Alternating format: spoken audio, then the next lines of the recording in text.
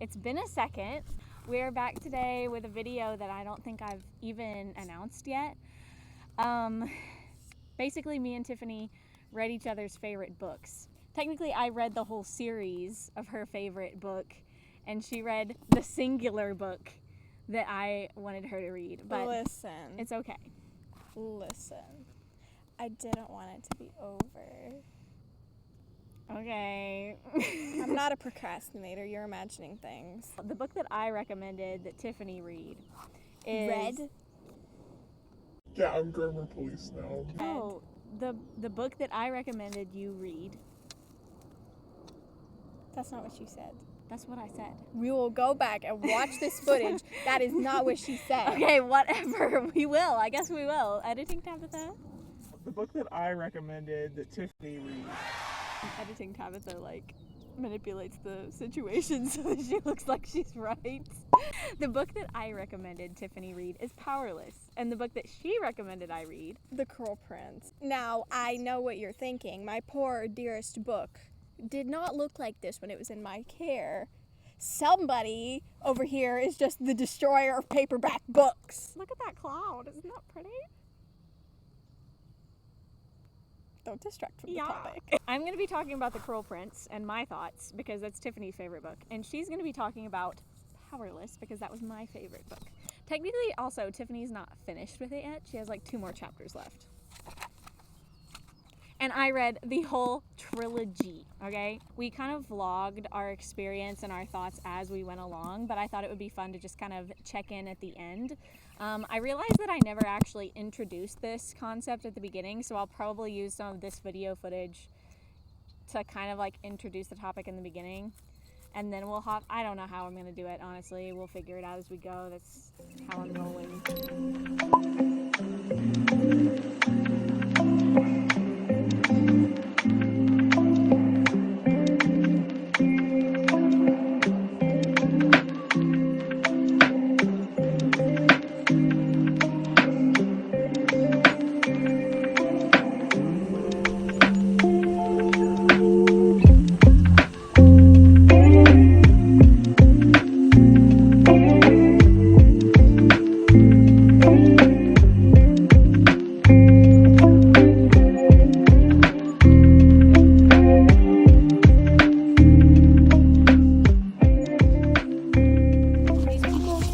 Are all straight psychopaths. Straight psychopaths.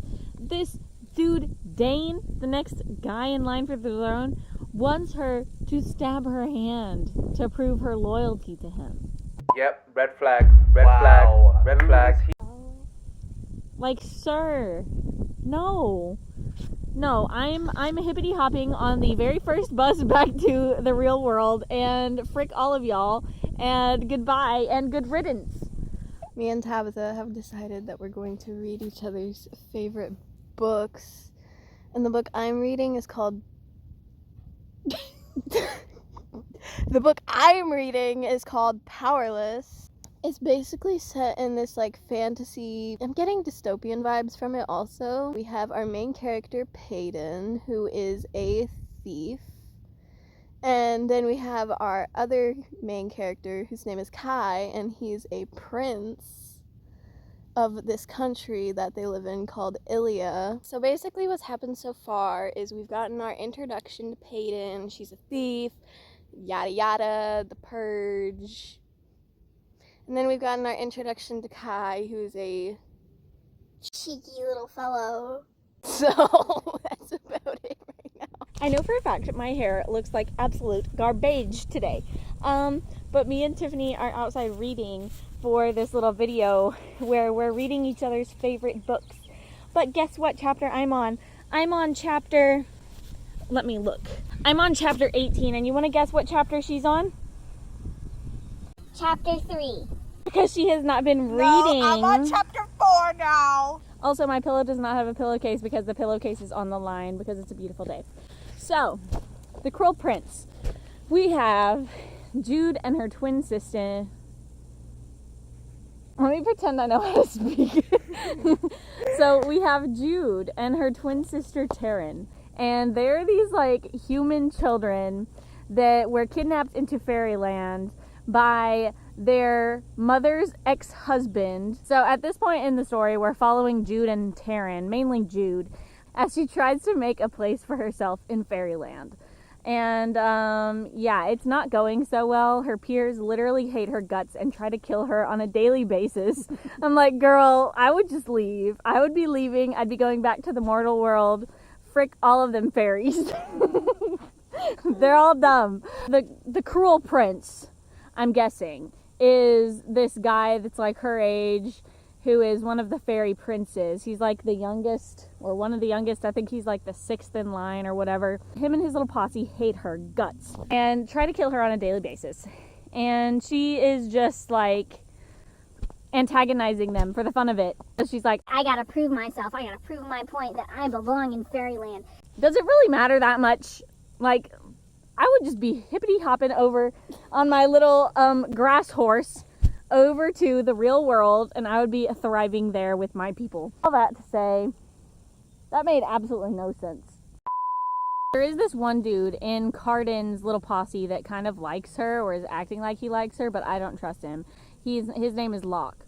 And then at this point in the story, our main character Jude has been kind of recruited by Carden's older brother Dane, who is next in line for the throne, to be like a little spy for him, because humans have special abilities that fairies don't, or like they're not susceptible to the same like fairy magic or whatever. They can lie. Whatever, yes, they can lie. Is that the only thing they can do? Yeah. They can lie. Fairies can't lie. That's so dumb. Yeah, she's a little spy. She's a little sneaky spy. Little sneaky ferret, sneaking around into other people's castles, stealing stuff for Dane. And I don't know if I trust Dane yet either. Also, her twin sister Taryn has a secret suitor that she will not tell Jude about. And I'm very suspicious. I'm like, who is this? So anyway, yeah, that's where we're at. Okay, so I know that this quality is terrible, but I just finished the chapter where Peyton saved Kai, and like their interactions are priceless. Tabitha's probably already said that, but they are. They're great. This one scene as he's leaving, it's like, oh yeah, and something to remember me by. I am good with the ladies, and I was like, yes sir, yes you are. Yes you are. Also, like, Adina, I don't know how you say her name. She's literally me. Like, as soon as Peyton got back, she was like, girl, you better spill all the tea. That would be me. Like, tell me, what happened? I'm on page 234 of The Cruel Prince, and they're at the coronation, and Tiffany promised me drama at the coronation. Anyone who has read this book knows that things go down at this coronation. I'm excited because we're at the coronation, so give me the drama. I want you to come in my room and tell me when it happens, because you will know exactly what I'm talking about as soon as it happens. Is it murder? No.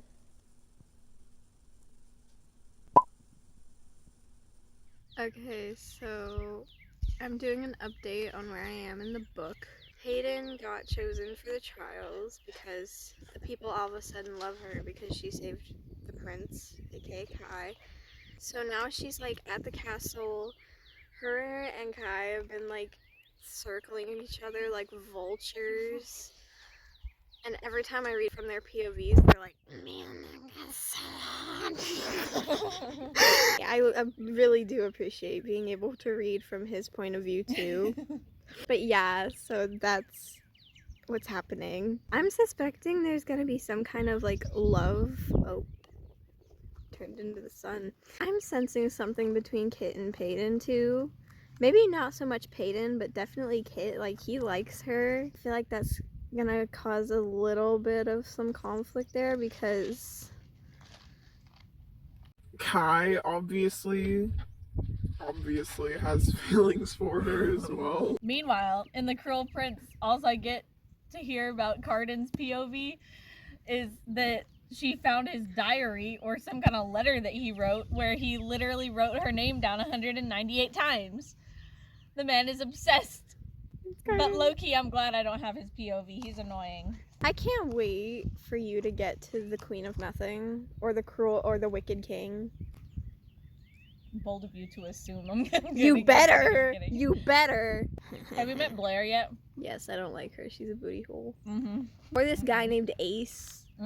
Okay, yeah. Let me like rant a bit about these other contestants that are there. Jax, Blair, Ace, Braxton, Hera, Sadie, and of course Peyton.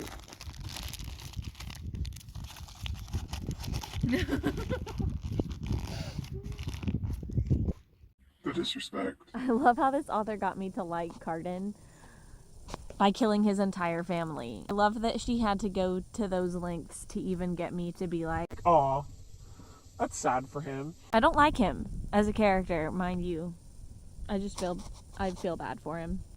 I'm about to start chapter 22, but yeah, that coronation, that was That was a whole bucket of drama. A whole bucket of drama. tasty. LOL. This sentence.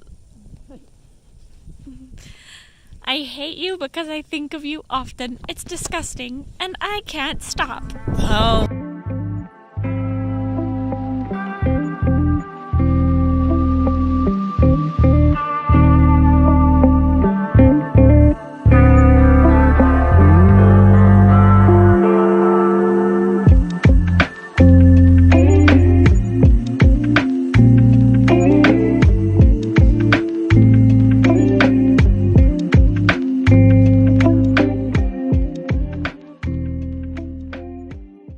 Jude. Girly. When was the last time you saw your dear friend Valerian? I whisper. Not today, despite the insult implied by his absence. Did you wonder at that? His eyes open. He looks as though I slapped him awake. Where is he? Rotting near Maddox stables. I killed him and then I buried him, so believe me when I threaten you. No matter how unlikely it seems that you are the most important person in all of Fairy, whoever has you has power. And I want power. Yep, red flag. Red flag. All right, Jude. All right. Chill a little bit. Just chill a little bit. It's okay. Calm down. What the heck? Ma'am, get some help. Stop it. Get some help. Kiss, kiss, kiss, kiss, kiss, kiss, kiss. If they don't kiss, I'm gonna lose my... I hate Ace. I hate him. Want him to die. Yeah. Not yet. Not yet, but we gon' get him. We gon' get him. Ooh, somebody jealous. Ooh. Somebody is jealous. Booty crack. I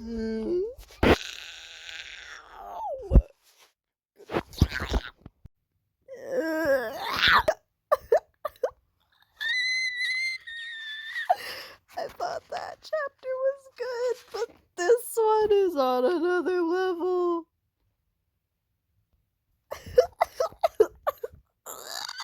But you know what's gonna happen? I bet they're gonna have a moment. And Peyton is gonna ruin it. Curse you, Peyton! Curse you!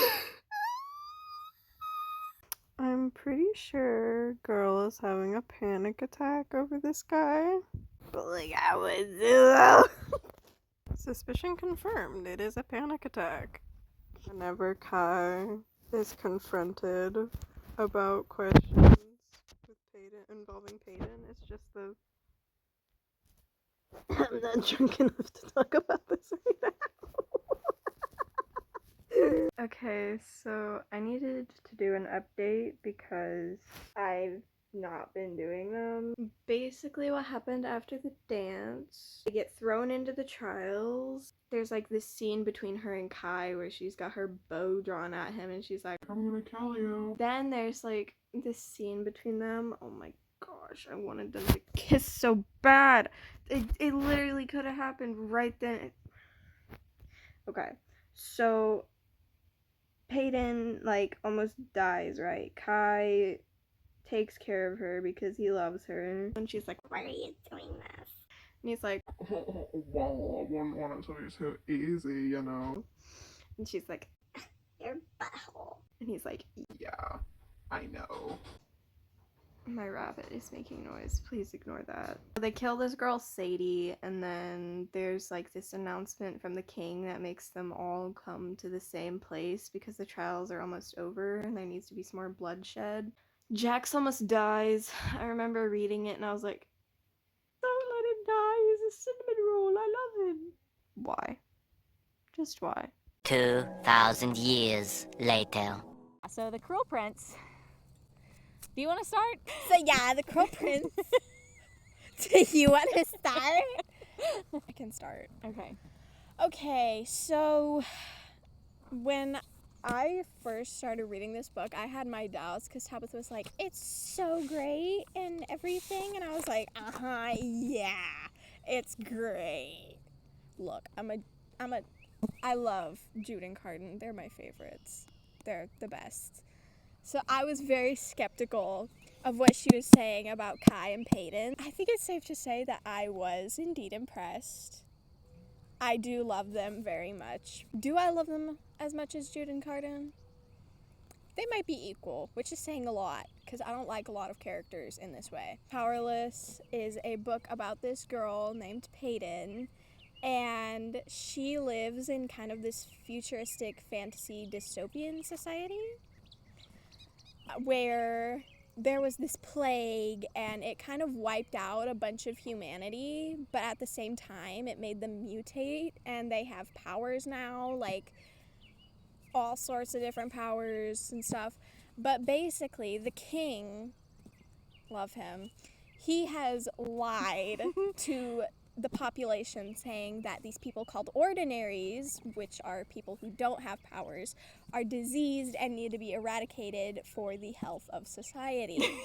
So our girl Peyton, right?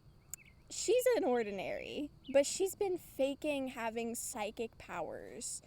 But in reality, she's just really observant. She lives in this really poor area of her kingdom, which is called Ilia, and she lives in Loot, which is basically where they keep all the hobos. Which is basically where they keep all the hobos. It's true! So she's a really talented thief, and one day she decides to rob this guy that has a lot of coins, you know, just chilling on his waist, as one does. She decides to bump into Mr. I have a lot of money, and she does her thing, she plays her part, and come to find out, Mr. I have a lot of money is the prince. His name is Kai, and he's our other main character for this book. And I just want to say real quick that I really appreciate having his point of view in this book. It was very entertaining. I wish we had Carden's perspective. You'll get Like to if we could jump back and forth in these books, and That have would be Jude's absolutely perspective, the girl, hilarious. and Carden's perspective, the guy. That would make it even better, honestly. That would be But, hilarious. yeah. But low-key, I'm glad I don't have his POV. He's annoying. He ends up getting jumped by these people who don't know he's the prince. He's like winning the fight until this guy comes in, and he has the power to silence other people's powers. He's a silencer. So Peyton, being the ordinary that she is not affected by the silencer. So she comes in and she saves him. Beats up that silencer. Beats up the silencer after Kai figures out that she saved him. You know, there's some nice banter back and forth, and I must say I absolutely love their banter. It's priceless. The story of how she saved the prince gets out to the people, and they all of a sudden love her. They call her their silver savior. Because she has silver hair. Yes, she has white hair. And there is these things in this world called the trials. And the trials are kind of like the Hunger Games, except for it's not as intense, and there's 3 of them. The elites, which are the higher class people of society, are selected to be in this trial, but the people, the lower class people, can elect or vote for one of their people to be put into it. The people in Loot end up electing... People in Hoboland In select their Hoboland. favorite hobo to represent them in the games. So yeah, the people in Hoboland elect, guess who? Peyton. Yeah. Peyton is like, what? Because she hates the trials. She's people going to be who have- competing against people who have powers, and she doesn't have anything. These Yeah. are like people that have trained their whole lives with these powers. Kind and of a she- Katniss situation. And she has nothing. She's faking this psychic ability. Who is that? Mr. Darcy. Does that guy have on pants? Did you say Mr. Darcy? I'm sorry, the shirt reminded me of Mr. Darcy. Does that guy Person on a four-wheeler Does that driving guy down the even road. have his His shirt was billowing. he had a white button-down shirt on, and it was like flying out behind him, and it reminded me of Mr. Darcy for some reason. And I also wondered, does he have on any pants, or were those khakis? I don't know. What the heck was Maybe he he wearing? was just wearing shorts. Hopefully. Couldn't see because of his billowing shirt. It was It was like, like, it looked like he was riding to town to get the medicine for the penguins. perks of being one of our neighbors. You can talk about like this. Kai, our prince, he has a brother whose name is Kit. All right, Kit and Kai, very creative. So, Kit is. What did you mouth? I said Malachi. I know, I was thinking that, but Malachi and Kit. That's his real name. That's his Everybody full calls name. him Kai, but Yeah. his name is Malachi. So our boy Kai, he has a brother, Kit. Yeah, Kit is supposed to be the future king of Ilia. Their father, the king, he's not a very good dude. He's basically trained Kai from the moment he was old enough to know what death was to kill. He has been trained to kill and cause suffering because his destiny was to be the future enforcer. And his job, one of his main jobs as future enforcer, is to kill ordinaries. A lot happens in the trials, but in order to save time, I'm going to skip over that. You can read that for yourself. You should. You should. After the trials, Peyton decides she's going to be smart and team up with the rebellion. If I were Peyton, I wouldn't help them.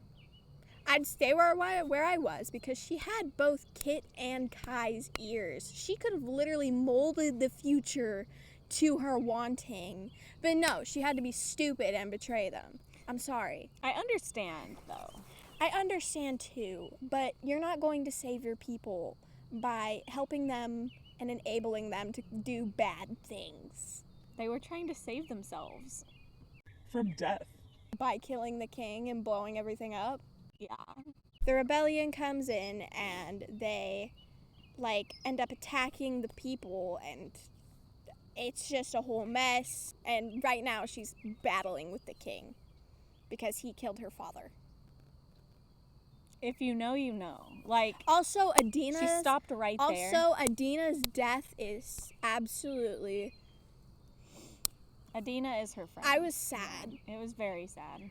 I wanted to cry. Anyway, your turn. Oh, do you want to explain your hair? For people who might not understand it?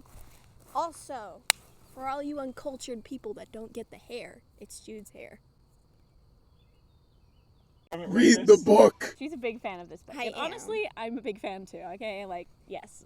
Tiffany might have to help me stay on track a little bit because, like I said, not only did I read this book, I also read the second book and the third book in the past couple of weeks. So I feel like my brain might be a little bit scrambled with the storyline because I just finished the third one this morning.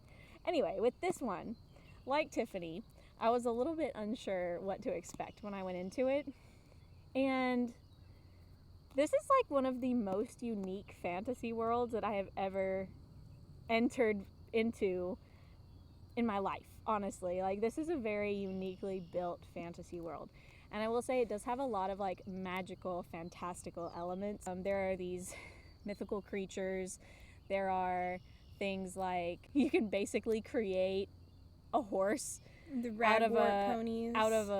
a ragwort stalk, and just you say these words to it, it becomes a horse, and you can just ride it around, and then when you don't need it anymore, it turns back into the plant. It's got lots of very fantastical elements. It's very much a fantasy. It's elf kings and queens, and there's all kinds of different races, and races of like mythical creatures. So basically our main character, Jude Duarte. Duarte. I say it Duarte. It's like D-U. It sounds like Duarte. It's it's D-U-A-R-T-E. I wish I had my Duarte. phone because I need to look up how to Okay, pronounce whatever. this. We'll put in a piece here of how you're supposed to pronounce Editing Tabitha.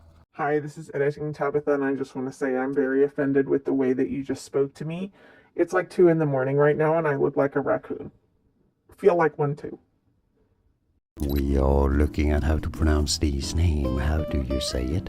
Jude Duarte is how it's said. Jude Duarte. So Jude is our main character, and she is a human. And she has a twin sister who is also human. So basically, there are 2 worlds within this book. There is the human world, which we all know and live in, and then there's this place called Fairyland. Elfhame. Elfhame is like the name of the actual place, but it's Fairyland. They refer to it as Fairyland. Mm-hmm. You can kind of travel back and forth between the 2 places if you know how to do it. And they have an older sister named Vivian, and she is half of this elven race. Like, she's half elven, elfish, whatever they are. Jude and her twin sister Taryn, all they've known in the beginning of this book is the real world, and they're about 7 years old in the beginning. And so one day, this terrifying dude comes and shows up and murders their mom and dad. And is like, Yo, I'm Vivi's dad. And since y'all were my ex-wife's kids, y'all are coming to Fairyland with me. so guess what? They just get swooped up to Fairyland, and they've never met this dude before in their life, but he's claiming to be, their older sister's dad, and he's like, Yeah, your mom ran away and ended up getting with a human guy, and so now I'm mad because I'll finally track y'all down, and now you've got 2 twin children that I have to deal with now. Twin children. that's basically how they were treated. They are like considered outcasts in society because humans in Fairyland are basically like no better than slaves. Like they kind of like they're easily enchanted. So they get enchanted and then they literally just become like these glazed over freaking robot creatures. Jude and Taryn are mostly exempt from that because this dude that is their new dad. He's a general, and his name is Maddox. Yeah, and he's green, and he has sharp teeth. He's like a troll. He's like an ogre troll thing. He's called a red cap, and they basically live for violence. And that's what I was talking about, like with different races and stuff. And then their mom, they also have a mom. He remarried after he killed their mom. Yeah, and her name's Oriana. And then she has a son named Oak, which is also not Maddox's son, come to find out. So it's just an interesting family dynamic going on, okay? If you think bullying in the real world is not fun, you should try being a human over in Fairyland.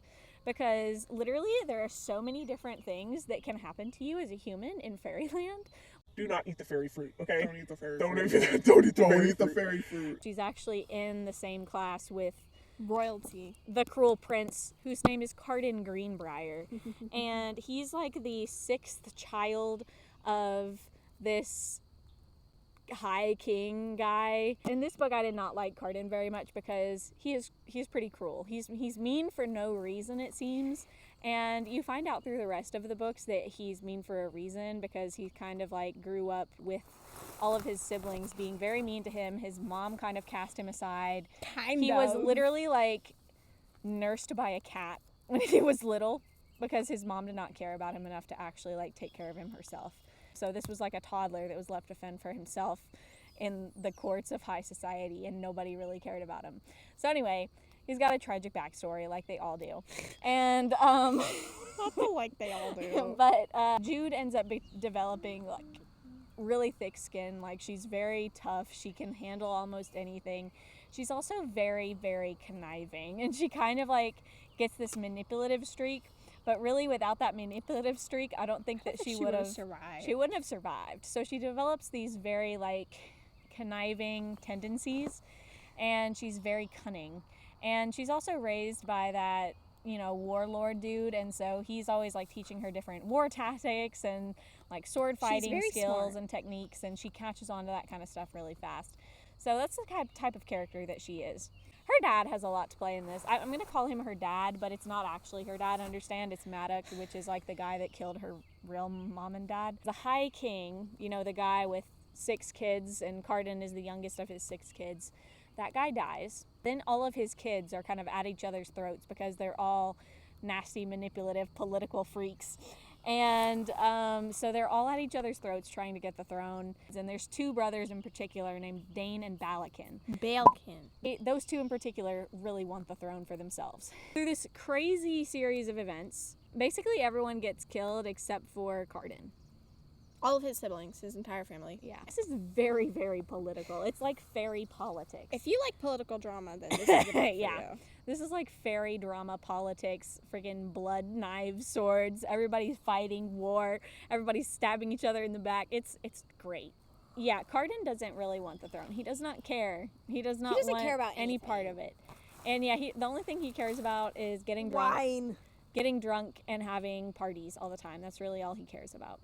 Jude ends up kind of taking up with him, but she kind of uses the rules of fairyland for her own benefit. So Jude knows that if her dad Maddox gets her brother Oak on the throne, then literally Maddox is going to be the one that's ruling, and she knows that he would not be a good ruler. So Jude is kind of having to pick sides between Maddox or Cardan. She's basically like, who do I want on the throne less? Like, she hates both of them, but she doesn't, she's having to choose sides. All the people are having to choose sides. Along with this, there's like all these side plots and side things that are moving. Like I said, there's just a lot of moving parts within the story. This book ends with Cardan becoming king, and basically Jude ruling in the background. That's basically what this book is. A lot of drama, a lot of politics, a lot of fun. It was a very, very fun book. It was very interesting, very unique. I feel like I've, like I said, never really read anything like this before. I think we've talked. This is probably 40 minutes worth of footage that I'm going to have to edit. No, babes, it was more like 50 minutes. Yeah. So thank you so much for coming to our TED Talk. This was really fun. I definitely think that you should read Powerless. Beyond a shadow of a doubt, you should read Powerless. If you are interested in fairies and politics and... Fairies and politics, 2 things and that go drama. Very well together. Fairies, politics, drama, deceit, just all kinds of just... It's a ride. It's a ride. And there's no, if I remember correctly, there's nothing spicy in this one. But there are spicy. There's one instance of a spicy scene in the second book and one pretty spicy scene in the third one, but they're married. But I still didn't need to know all of that. But anyway, just know that before you start the trilogy. It isn't described. It's very brief. It's like 2 sentences, but you know exactly what's happening. And it's a little bit, I'm like, for this to be a YA series, I'm like, okay. I hope you have an amazing rest of your morning, afternoon, evening, or whatever other time of day it is for you. And we'll see you next time. Bye.